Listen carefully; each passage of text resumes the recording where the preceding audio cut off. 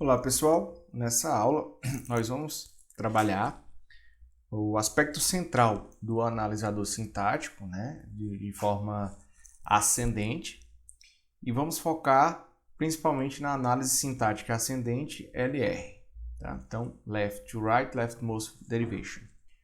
Bom, então o primeiro ponto que a gente deve destacar é qual é a estrutura para o nosso analisador sintático ascendente. Ela é muito semelhante à estrutura do analisador sintático descendente, tá? Então a gente tem uma entrada, lembrando sempre que o nosso caractere cifrão vai representar o fim da leitura na cadeia. A gente tem a própria pilha, que faz parte do nosso algoritmo para análise sintática ascendente. E aqui, ao invés da nossa tabela LL, agora a gente vai construir tabelas diante da conceitualização da LR, tá? Então, a principal diferença que a gente tem agora é a ideia da tabela LR e a forma como ela vai ser construída. E, finalmente, a gente tem a nossa saída, né? Que é fundamentada nas inferências recursivas, agora, tá? E ela pode ter também um quesito de erro. Lembrando sempre que lá quando a gente trabalhava na análise sintática descendente, nós estávamos diante da derivação como um mecanismo de análise sintática. Aqui a gente vai se preocupar mais com a inferência recursiva. Bom, então nossa primeira ideia de analisador vai ser a ideia do LR, K. Tá? Então, left to right, ele lê a sentença em análise da esquerda para a direita, então a gente vai fazer essa leitura da esquerda para a direita. Entretanto, a gente está preocupado com rightmost derivation, né? Que vai ser uma produção da derivação mais à direita, que é justamente a característica fundamental da inferência recursiva. E, mais uma vez, o nosso K ele vai representar a quantidade de símbolos da cadeia de entrada que vai ser analisada. Bom, então, o primeiro passo que a gente vai trabalhar é que a gente tem uma diferença na criação e geração da tabela LR, né? Ambas têm suas vantagens e desvantagens. Na tabela LR, nós vamos nos preocupar em duas ações fundamentais, que é a ação de em duas, digamos assim, fundamentações sobre o mecanismo de realização da inferência, que é o mecanismo de ação e o mecanismo de transição, tá? A tabela ela vai ser construída de acordo com a gramática que eu vou trabalhar. Então, ela é específica para cada gramática, ou em outras palavras, a nossa tabela ela é gerada especificamente para cada linguagem que eu vou desenvolver. Aqui a gente vai ter um certo conceito de estados dentro da nossa tabela, que é basicamente dizer, olha, eu vou armazenar a situação atual da minha leitura. A partir desses estados é que eu consigo ter a relação do aparecimento do meu handle, tá? Do meu gancho para fazer a minha inferência. Então, vamos considerar que a gente já conhece o mecanismo de criação da nossa tabela LR, tá? A gente ainda vai entender como criar essa tabela a partir de uma gramática de análise. Mas vamos partir do princípio que a gente já tem essa fundamentação e já conseguimos criar uma tabela para definir a realização do nosso analisador LR para essa gramática de exemplo. Então, como é que vai funcionar a estrutura da tabela LR antes que a gente comece a entender a análise? A tabela vai ter um conjunto de estados associados. A gente vai ver que esses estados vão ser criados, mais uma vez, a partir da situação de possíveis leituras para fazer as inferências. Então, para essa nossa gramática, a gente vai precisar de 11 estados estabelecidos aqui nas linhas.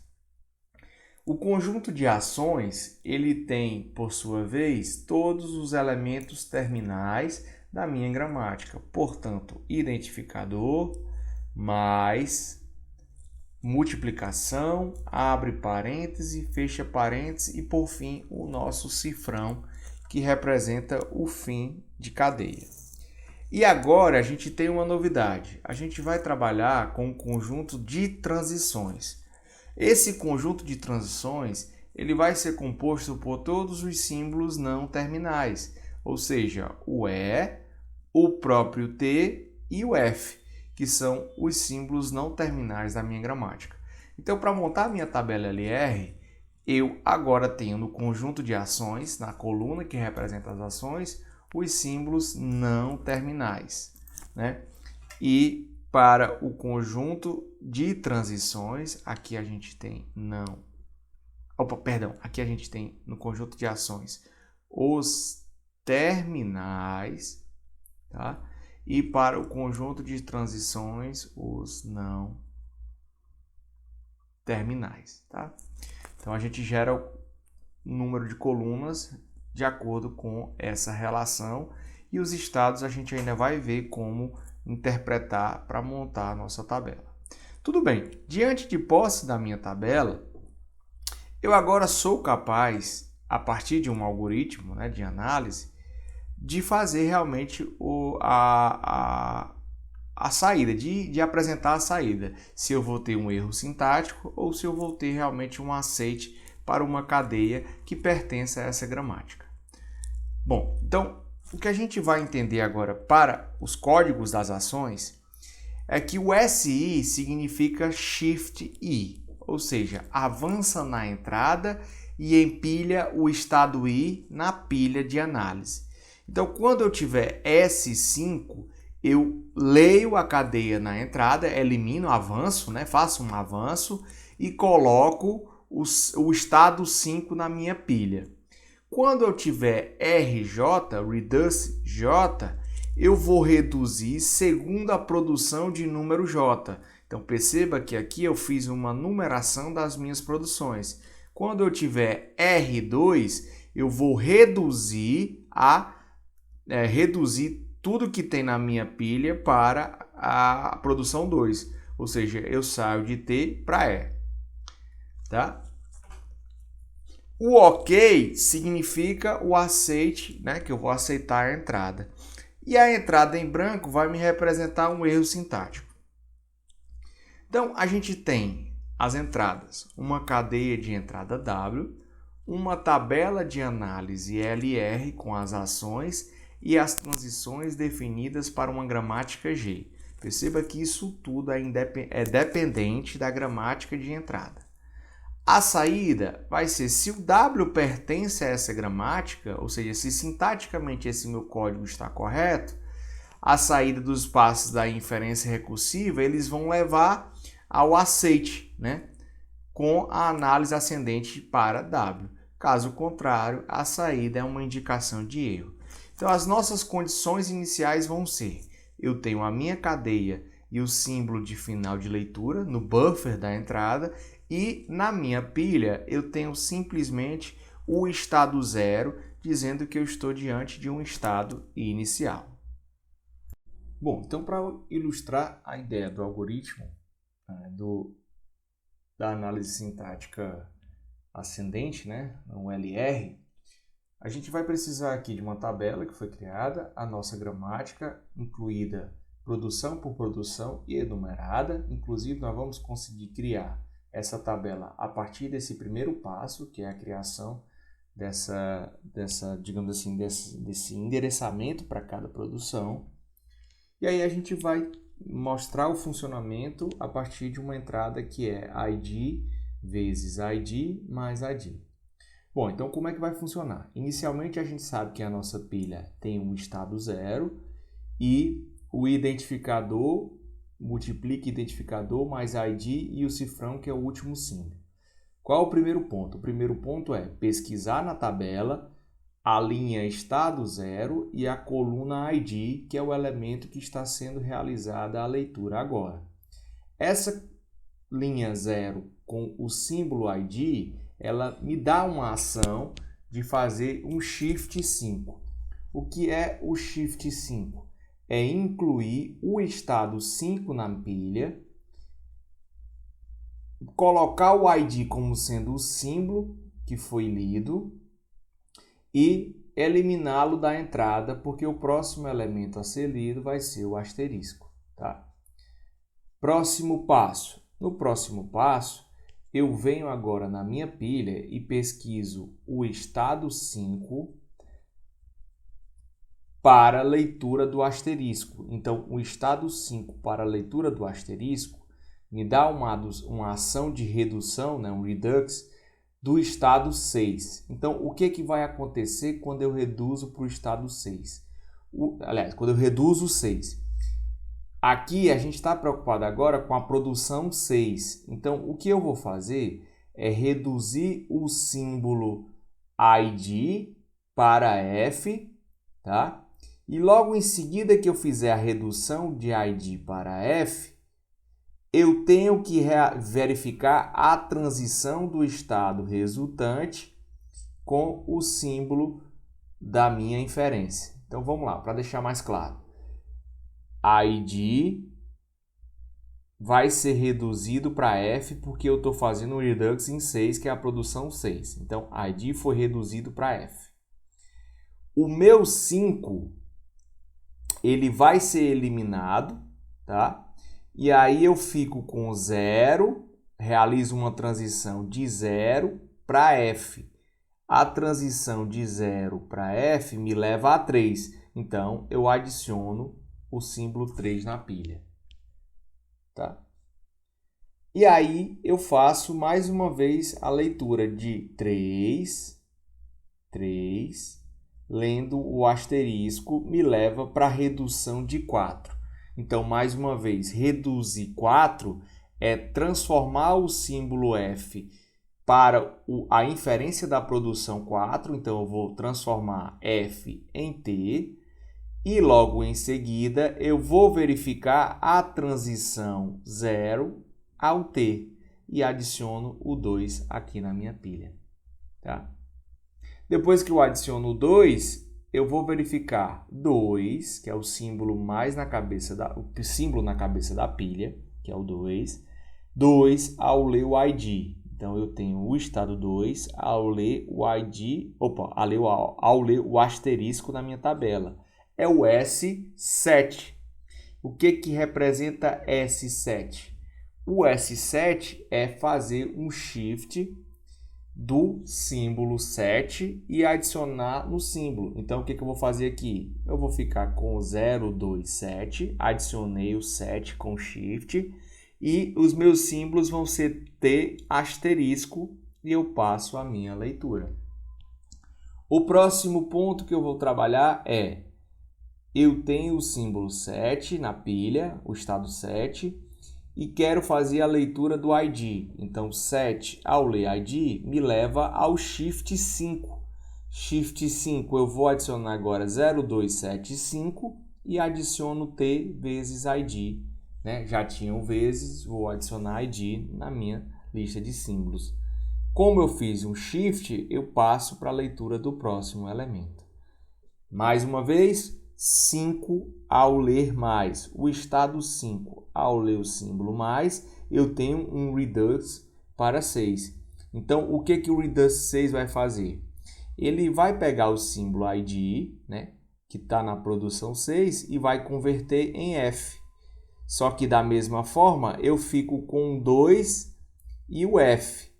O estado 2, aliás, 7, perdão, e o F.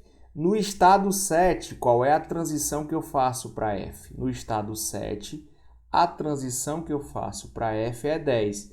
Então, o que eu faço aqui? Eu adiciono o meu 10 lá.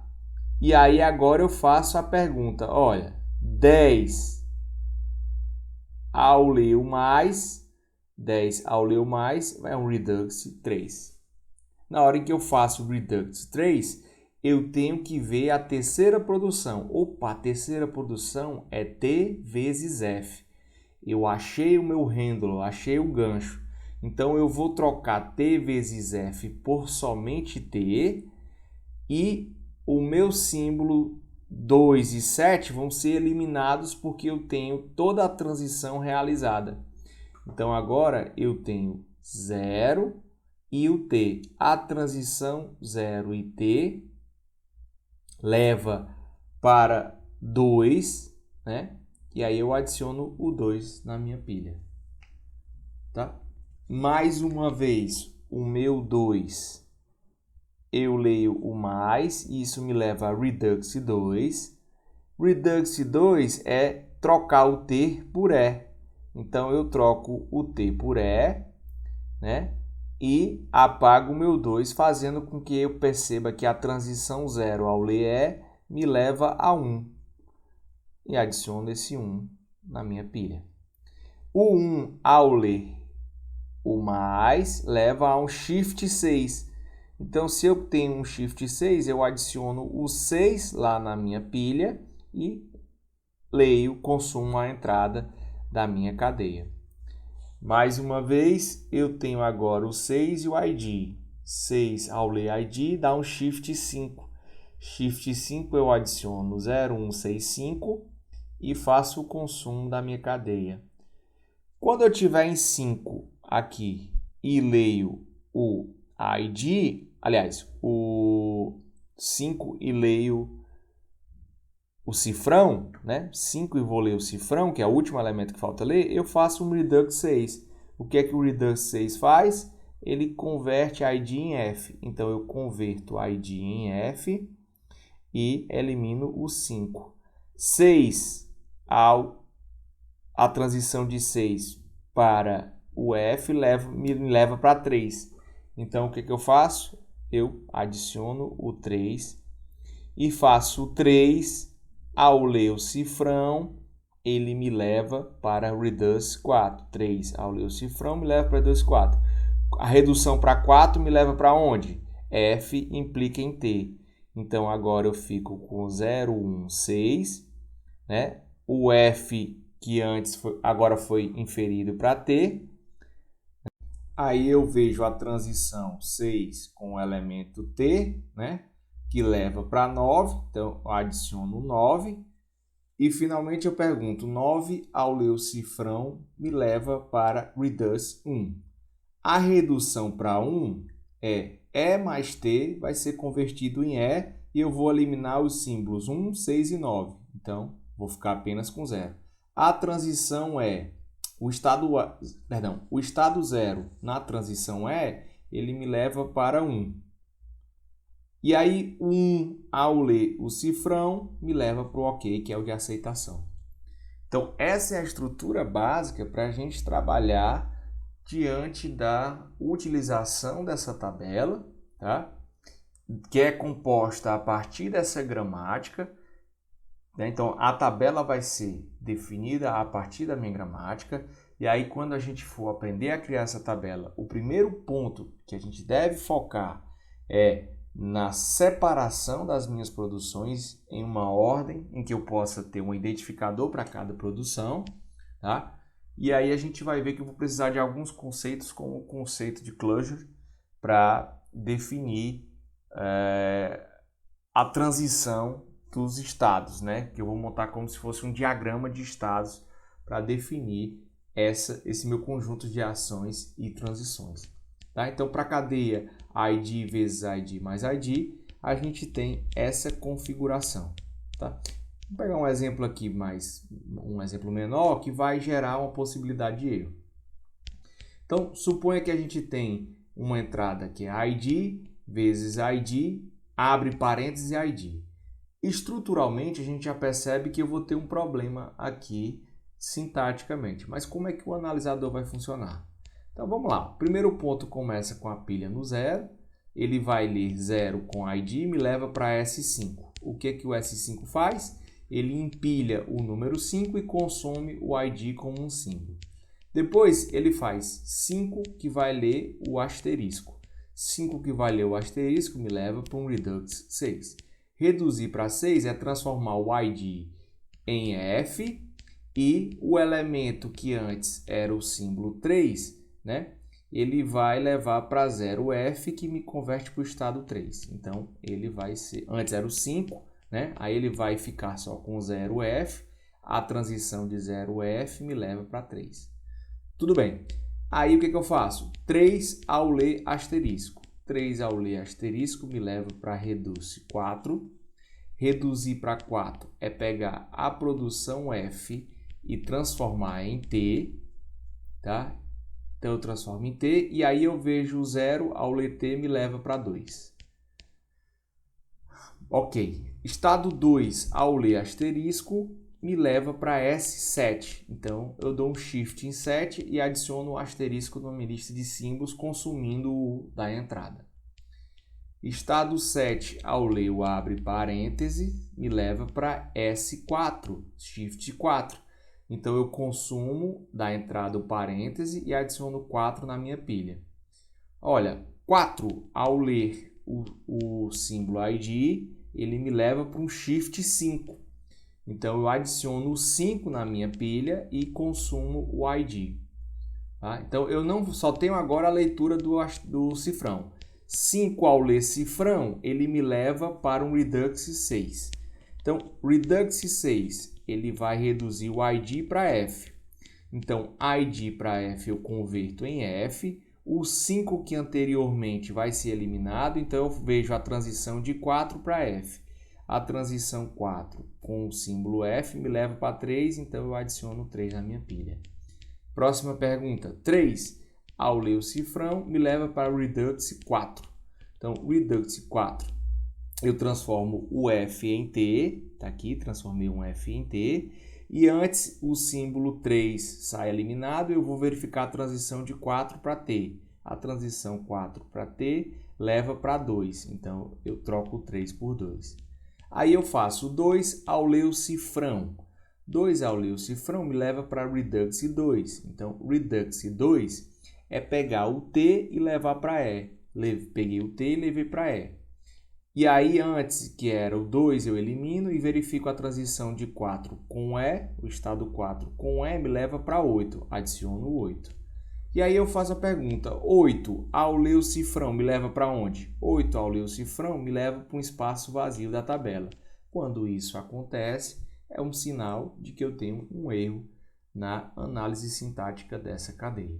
Tá? Então, da mesma forma que a gente fazia no analisador sintático anterior, quando eu tento fazer esse algoritmo de forma correta e a entrada da tabela me leva a um espaço vazio, é o sinal que eu tenho um erro na minha análise sintática para a cadeia pré-determinada.